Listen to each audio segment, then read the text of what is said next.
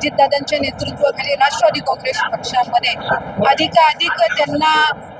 काम करण्याची इच्छा आहे आणि या दृष्टिकोनातून आज मोठा हा पक्षप्रवेश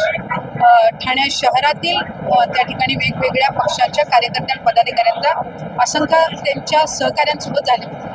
साधारणपणे काम करत असताना प्रत्येक पक्षाची आपापल्या पद्धतीनं काम करण्याची त्या ठिकाणी पद्धत असते। आता जे विरोधी पक्ष आहेत ते त्या ठिकाणी विरोधच करणार, त्याच्यामुळे ते विरोधक आहेत आणि त्यांची विरोधी भूमिका आहे म्हणून ते त्या ठिकाणी त्यांची भूमिका तशा पद्धतीनं मांडतात। आम्ही महायुतीचे घटक पक्ष म्हणून काम करत असताना एका बाजूला राष्ट्रवादी काँग्रेस पक्षाचं संघटन मजबूतीकरण करणे, त्याचबरोबर जी काही पक्षाची राष्ट्रवादी काँग्रेस पक्षाची गेल्या अनेक वर्षांपासूनची इथं ताकद असेल, ज्या ज्या वॉर्डमध्ये आम्ही गेल्या अनेक वर्षांपासून सक्रिय आहोत किंवा तिथं राष्ट्रवादी काँग्रेस पक्षाच्या चिन्हावरचे नगरसेवक त्या ठिकाणी निवडून येत आहेत, तिथं आम्ही अधिकाधिक लक्ष केंद्रित करत ही जी सगळी पुणे असेल, ठाणे असेल, त्याचबरोबर मुंबई असेल, नाशिक असेल, ह्या सगळे नागपूर असेल, ह्या सगळ्या शहरांवर लक्ष केंद्रित करून ते अधिकाधिक कशी विकसित होतील यासाठीच प्रयत्न करत आहोत। काही दिवसांपूर्वी आपल्या नवी मुंबईच्या इंटरनॅशनल एअरपोर्टचं त्या ठिकाणी लोकार्पण झालं। पुढच्या कालावधीमध्ये ठाण्याच्या या संबंध परिसरामध्ये सुद्धा त्याच्यातून मोठ्या पद्धतीनं उद्योग गुंतवणूक येणार आहे, त्याचबरोबर रोजगारांची मोठ्या पद्धतीनं त्या ठिकाणी तिथं संधी मिळणार आहे। त्यामुळे ह्या सगळ्या गोष्टींकडे आम्ही लक्ष केंद्रित करत आहोत। ते महायुतीच्या सरकारच्या या संबंध कालावधीमध्ये आपण पाहिलं असेल तर कधी नव्हे तेवढं महिलांना त्या ठिकाणी प्राधान्य देतो। इतर वेळेला 50-51% आरक्षण हे महिलांना स्थानिक स्वराज्य संस्थेमध्ये निश्चितपणाने असतं, पण कुठेही ती महिला मतदार किंवा ती वोट बँक गृहीत न धरता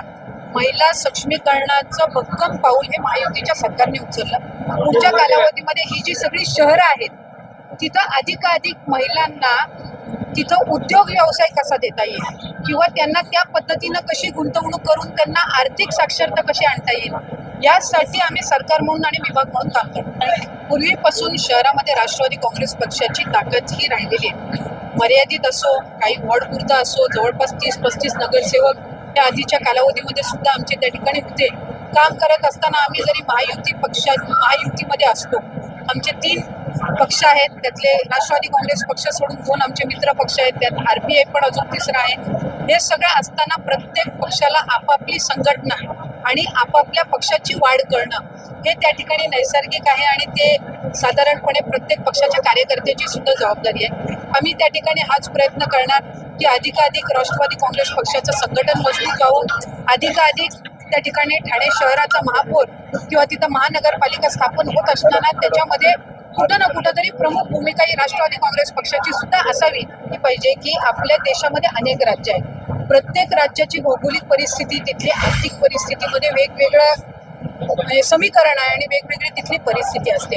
आज आपण एका बाजूला म्हणतो की महिला या सक्षम आहेत, महिला या प्रत्येक क्षेत्रामध्ये इक्वल आहेत, एका बाजूला आपण ते म्हणत असताना महाराष्ट्र राज्य उद्योग व्यवसायामध्ये इव्हन GST कॉन्ट्रीब्युशन मध्ये बाकी राज्यांच्या तुलनेमध्ये आज खूप पुढे आहे। महिलांची लोकसंख्या इथं मोठ्या प्रमाणामध्ये आहे, त्याच्यामुळे काम करत असताना एखादी प्रायव्हेट सेक्टरमध्ये काम करत असेल, पब्लिक सेक्टरमध्ये काम करत असेल, त्याने कुठलं तरी आपल्या कंपनीचं किंवा आपल्या व्यवस्थापनचं कुठे नुकसान होतंय, ही बाब जरी एका बाजूला असली तरीही महिलांच्या मासिक पाळीच्या दरम्यान होणारा जो त्रास आहे त्या संदर्भामध्ये